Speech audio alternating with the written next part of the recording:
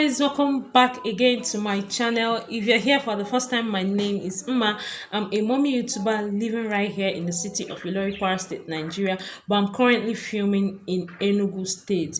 You guys, you're welcome back to my channel. If you're a returning subscriber, thank you so much for always coming back to support your girl. Yeah, you hear? Thank you so much. I really appreciate. Please, if this is your first time, don't make it your last. Try and subscribe to my channel. I beg you in the name of God. So you guys, this video will be ranting and I'll be sharing my experience with all this church. In fact, I am no longer going to church again. Church is calm. Going to church is a scam. It's calm for me. And if you want to hear all I have to say, if you want to hear my reasons for saying so, please do not click out and let's get this. So you guys, there are reasons why I said that churches are scam. This is me explaining myself. This is me, sharing all that I've gone through, all in the name of church.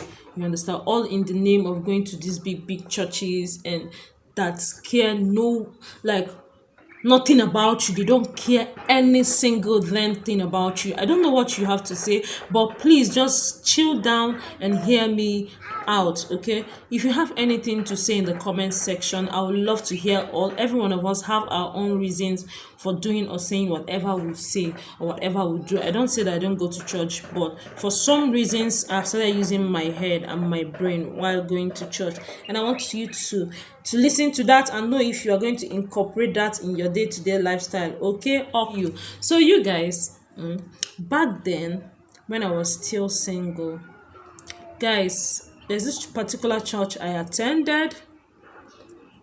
In one of our meetings, a man of God, one of the pastors in the church, came and told me, you're going to marry a pastor.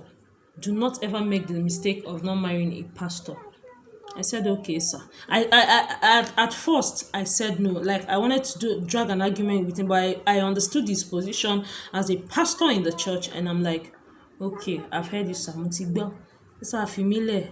I don't hear. So, now, the reason why I said I did not argue about it, because once you argue, they say you are arguing with authority in church. You know how all these Pentecostal churches do. So I said, okay, sir, no problem. In my mind, I'm going to come and do what you're meant to do, or come and do what you want to do. Churches has really dealt with a lot of people who go to church and don't use their brain. It has really dealt with them emotionally. It has really dealt with their brain. Like, some people now can half brain hand yard or half brain hand church where jebe. It is with brain gabauka, nay half brain gijebezia yard. Mulanya kazo. So you guys, when he told me that, I'm like, okay, no problem. Me, in my own church mind, I actually knew that I don't have any business with the altar. Yes, even if I have business, I would just like to join the choir ministers or choristers in church. I was not even ready to come and be called a pastor's wife. My grace no reach there. You understand? I know that on they met them niche. There are sometimes on man I will even forget that I'm a pastor's wife. You understand? Holy Spirit. You understand? But when he told me that, there are some people that when they tell them these things, they'll start looking. At that time, I don't even have pastor's friends. Yeah. I was not even found in the cliques of pastors, male and female friends. I don't even have pastor's clique to say that, okay, this woman, this lady, you are going to get married to a pastor because you are, in line with them, you are going with them. I don't have pastor's friends. So, to me, scam. Izioku, he was talking trash at that time. So, I'm like, okay, sir, no problem. The reason why I left that thing, or the reason why I didn't take it to mind, was because I did not have the grace to be a pastor's wife. And yeah, I am here, I am. I'm not hiding under the Holy Spirit.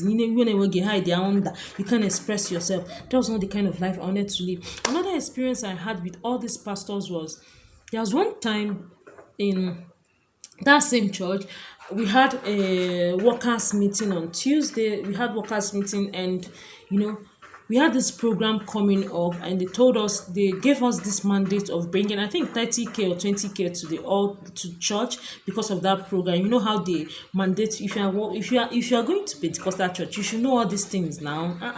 You should know all these things now. So they now like, we should pay 30k or 20k. I can't remember, 50 to 30 or so, something like that.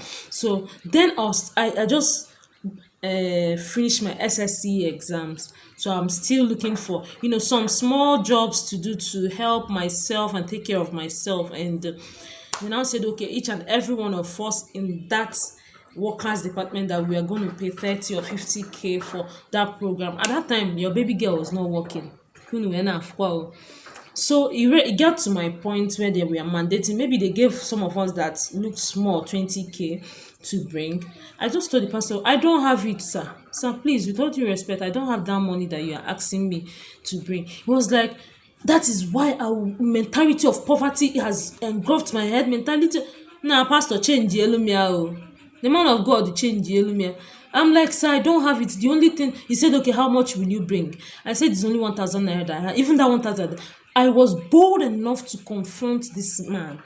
Even that 1,000 naira self, I'm not even sure that I'll bring it, but I can manage to bring 1,000. You're like, that is why poverty will keep dealing with you. I'm like, shoo. Guys, do you know why I said this story? Some people will agree to bringing that amount of money to church because when they go out, you don't know whether you don't know whether they are going to collect it from guys. You don't know whether they are going to sleep with men to bring that money. What you know is that they should bring this particular money to church, and you gave them dates to bring it. Who does that when you don't even know if I do any business? People were like, other pastors, they were like, Chilma, what pastor meant was like, you can ask your uncle, please. I said, which uncle? How will I come and be asking my uncle for money that you don't give him? Does it work like that? Nah. I said, no, boss. We gave it to us. I said, pastor, I don't have it. That day, okay, others were redeeming that pledge. Pastor came to my side and passed me. The next workers meeting, they were like, okay, go, how much your own, when we are meant to submit whatever we had. Pastor came to my seat, left my seat, and went to another person. But let him not do that now. Because I stood my ground and I defended myself. And that is what I thought. Like, so many people die in shame. So many people die because so many people enter into a lot of trouble because they don't want their man of God to see them as failure. They don't want it to be like, all these things I've been teaching you, have not been using it for anything. That was what happened. The third story I'm about to share with you guys is another. The next one is, there's this thing that happened. That particular church, they were like, when you marry someone who is not who is not going to the same church with you, your members are not going to come for your wedding. That was what was raining that time. A whole lot of people were scared. You see someone you love so much, your heart is clicked to, like you guys have arranged to, marry each other or get in close to each other by marriage, and because this particular guy is not attending your church, I'm not going to be mentioning church's name, but because they don't attend the same Pentecostal church that you are attending, you now say you will not marry this person, and you are afraid to come and introduce that person to your man of God because you feel like pastor will say no to that marriage. A whole lot of us, a whole lot of people miss their so tired husband because of this particular thing. You have seen how churches has really drained so many people's brain that they cannot think straight. People like me, I had to come in shop. I know commercial show. I had to come in shop when it comes to some. I'm like, okay, when I'm coming to church, I don't have boyfriends in church. I don't have I have girlfriends in church. I won't lie about that. I don't have boyfriends that we clicked in church. So how will I come on?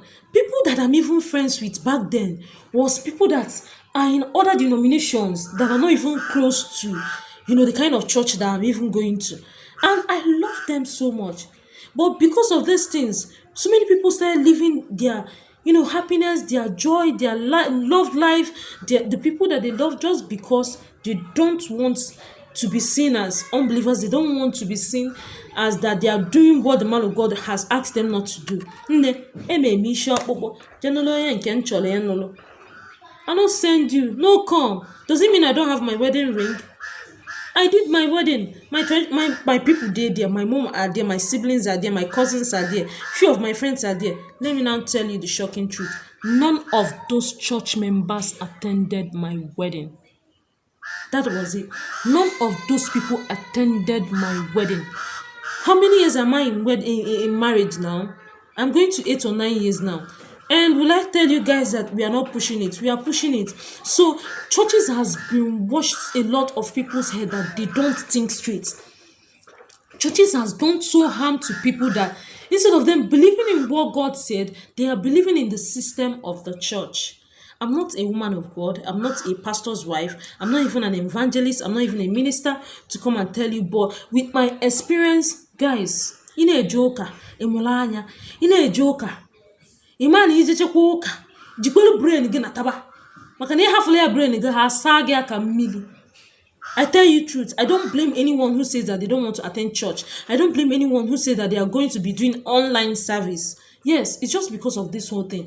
When you enter into church with the aim of serving God with all your heart, with all your might, with all your strength, and one thing happens to you, Pia, you see that nobody cares about you. I have a whole lot of stories to share, but I'm just going to keep it here. One advice I'm telling each and every one of us: time will come when people will no longer want to go to church.